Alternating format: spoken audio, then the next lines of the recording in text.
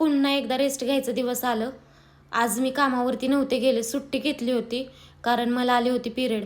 आणि पिरियड्समध्ये मला नाही माहीत कोणाकोणासोबत होतं, पण माझ्यासोबत खरंच हे होतं. तुमच्यासोबत होतं का मला नक्की कमेंट्समध्ये सांगा.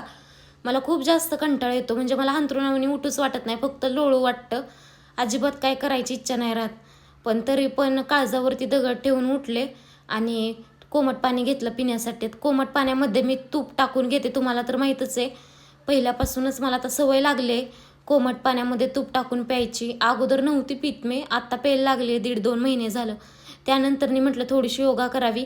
तर तुमच्या भरपूर जणांच्या कमेंट्स होत्या की पिरियड्समध्ये योगा करत जाऊ नकोस, वर्कआउट करत जाऊ नको. तर मी वर्कआउट करत नाही, मी फक्त योगा करते, शरीराला स्ट्रेचिंग वगैरे करते, शरीराची पूर्ण बॉडीची.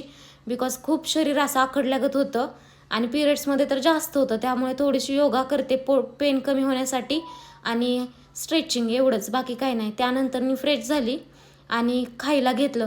आणि पिरियड्समध्ये मला एवढ्या क्रेविंग होतात ना, तुम्ही विचारसुद्धा करू शकत नाही. सारखं काही ना काही खाऊ वाटतं चटपटीत, पण मी शक्यतो आहे ना असं ऑइली फूड खायचं टाळते. पण तरी पण खूप इच्छा होते बाहेरचं खायची, काय माहीत का कंट्रोलच